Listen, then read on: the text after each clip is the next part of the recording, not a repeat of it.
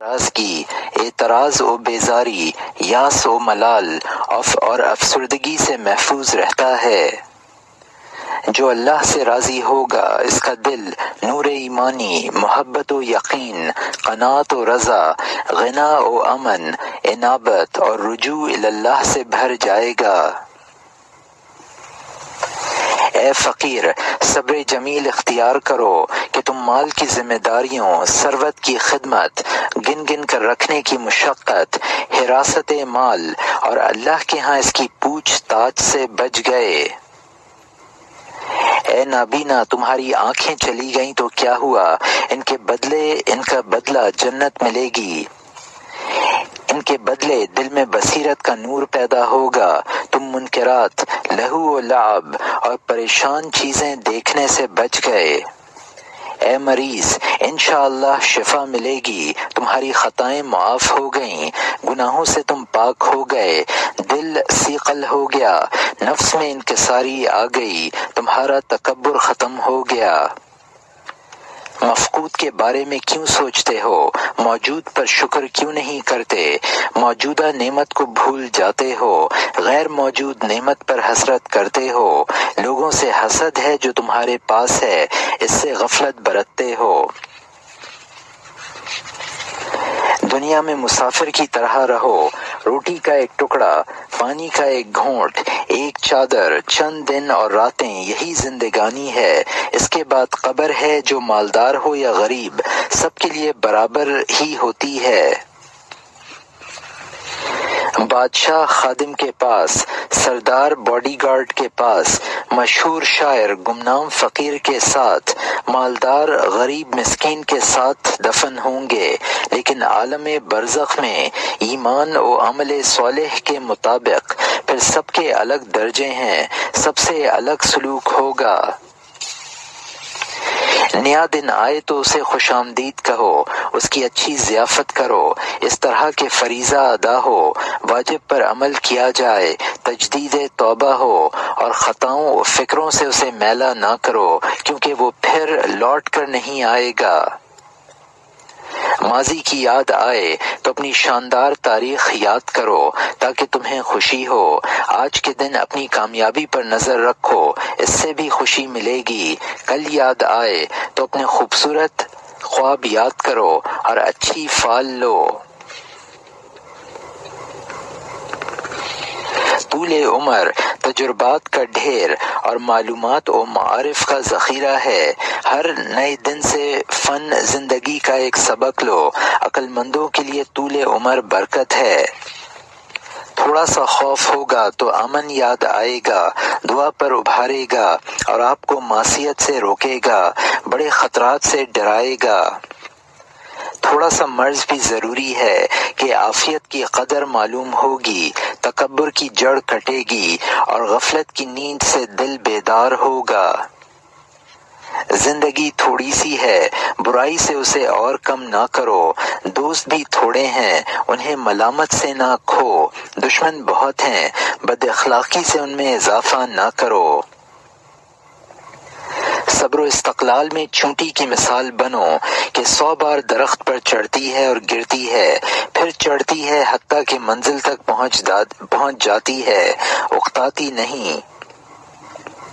اور شہد کی مکھی کی مانند بنو جو پاکیزہ چیز کھاتی اور پاکیزہ چیز ہی پیدا کرتی ہے، کسی پھول پر بیٹھتی ہے تو اسے نوچتی نہیں، کسی کلی کو نقصان نہیں دیتی۔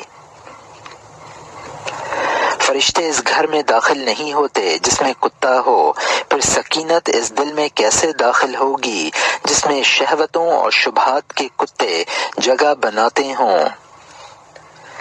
جھگڑوں کی جگہوں سے اجتناب کرو، وہاں دین کو سستی قیمت پر بیچ ڈالا جاتا ہے، مروت کی ناقدری ہوتی ہے اور آبرو کو ذلیل لوگ پیروں تلے روند ڈالتے ہیں۔ اور آگے قدم بڑھاؤ، پیش قدمی کے علاوہ کوئی چارہ نہیں، زمانہ گزر گیا ہے، سورج چل رہا ہے، چاند محو سفر ہے، ہوا چل رہی ہے، لہٰذا تم بھی نہ ٹھہرو، زندگی کا قافلہ رک کر تمہارا انتظار نہیں کرے گا۔ اور تیز چلو، بلندی کی طرف چھلانگ لگاؤ۔ نصرت و کامیابی کوئی سونے کے طبق میں پیش نہیں کی جائے گی، بلکہ اس کے لیے آنسو، خون، رت جگہ، تکان، بھوک اور مشقت سبھی کچھ برداشت کرنا پڑے گا۔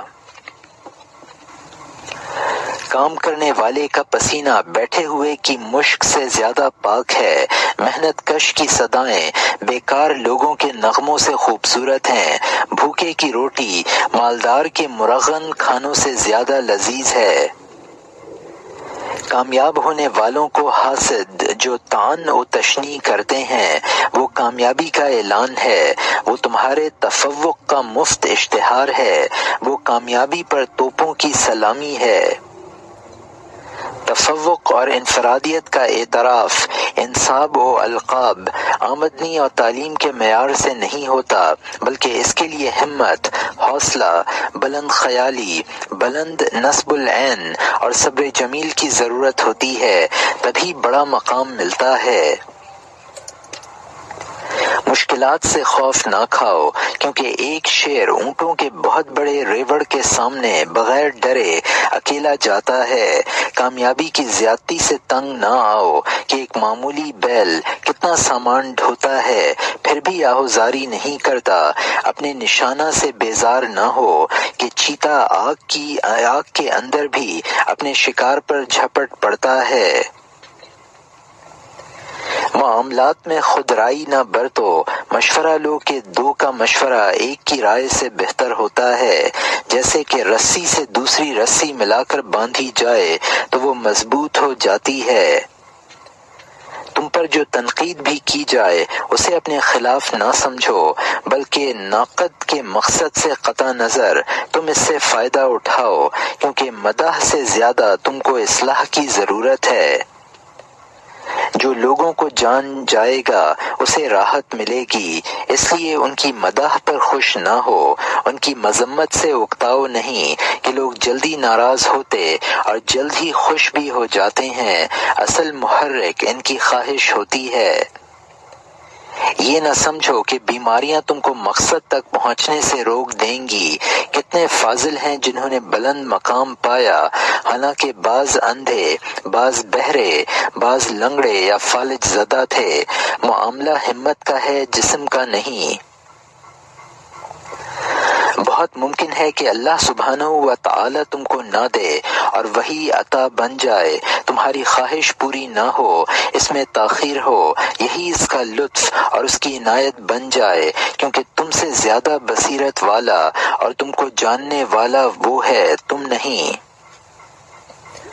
جب کوئی شدت لاحق ہو تو جان لو کہ وہ بارش سے پہلے کی گرمی ہے، پھر بادل برسے گا، زندگی میں نیا پن آئے گا اور افسردگی دور ہوگی۔ جو گھر میں خوش نہ رہے وہ کہیں بھی خوش نہیں رہ سکتا۔ راحت نفس، دل کی خوشی اور تکلیف سے دوری تمہیں گھر میں ہی زیادہ ملے گی۔ تعلیم و ثقافت کی بڑائی باقی رہتی ہے، خاص پر معلم و مصنف کی۔ شہرت اور منصب کی بڑائی تو ایک سایہ اور خواب و خیال ہے جو جلد ہی ختم ہو جاتا ہے۔ فکر کو آزاد چھوڑ دی جائے تو رنج و غم کو سوچنے لگتی ہے، اس لیے آلام و احزان کے بجائے اسے نفع بخش چیزوں میں لگاؤ۔ دل کو تکلیف دینے اور سخت کرنے والی چیز لوگوں سے زیادہ میل جول اور ان کی فضول باتیں سننا ہے، زیادہ دیر تک ان کے ساتھ بیٹھنا ہے۔ عبادت اور علم کے ساتھ ذلت سے بہتر کوئی چیز نہیں۔ سب سے اچھا راستہ مسجد کا راستہ ہے اور سب سے محفوظ راستہ گھر کا راستہ۔ سب سے اچھی خواہش اللہ کو سجدہ کرنے کی خواہش ہے۔ قرآن کو اچھی آواز سے سننا، قلب حاضر کے ساتھ ذکر کرنا، حلال مال سے خرچ کرنا، فصیح زبان سے واز کرنا روح کی غذا اور دل آباد رکھنے کا ذریعہ ہے۔ عمدہ اخلاق، خوش خصالی، چہرے کی رونق، آنکھوں کی سیاہی، رخسار کی تازگی سے بھی زیادہ خوبصورت ہوتے ہیں، کیونکہ ظاہری حسن سے معنوی حسن برتر ہوتا ہے۔ معروف کے کام برے انجام سے بچاتے ہیں، عقل کی دیوار خواہشات کی لغزشوں سے بچاتی ہے، تجربات کے کوڑے ہزار واعظوں سے اچھے ہیں۔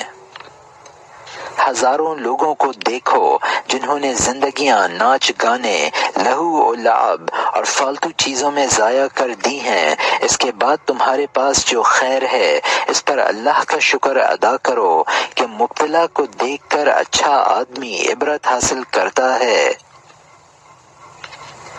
کافر کو دیکھو تو نعمت اسلام پر اللہ کی حمد کرو، فاجر کو دیکھ کر تقوی پر اللہ کی حمد کرو، جاہل کو دیکھ کر علم پر اور مبتلا کو دیکھ کر عافیت پر اللہ کی حمد کرو۔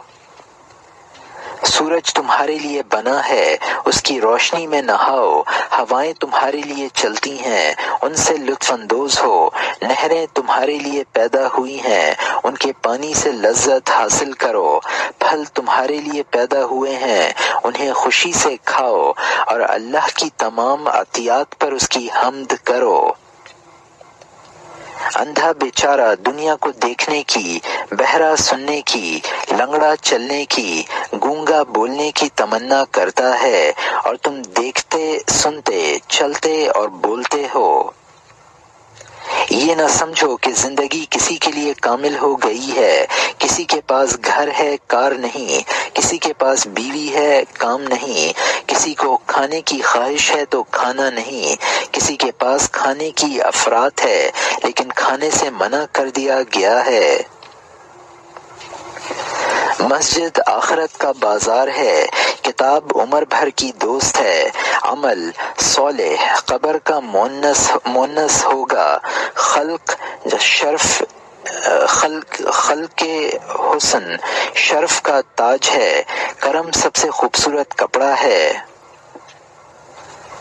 خلق حسن شرف کا تاج ہے، کرم سب سے خوبصورت کپڑا ہے۔ ملحدین کی کتابیں نہ پڑھو، ان میں وہ گندگی ہے جو دل کو میلا کر دیتی ہے، وہ زہر ہے جو روح کو مار ڈالتا ہے، وہ داغ ہے جو ضمیر کو مردہ کر دیتا ہے۔ ان سب کا علاج علم وحی ہے، جس سے روح شفاف اور بیماری ختم ہوتی ہے۔ غصے کی حالت میں کوئی فیصلہ نہ کرو کہ ندامت ہوگی، غضبناک آدمی صواب سے دور جا پڑتا ہے، وہ غور و فکر سے کام نہیں لے پاتا۔ حزن سے کوئی چیز واپس نہیں آتی، خوف سے مستقبل نہیں بنتا، قلق سے کامیابی نہیں ملتی، بلکہ اچھا دل اور مطمئن قلب ہی سعادت کے بازو ہیں۔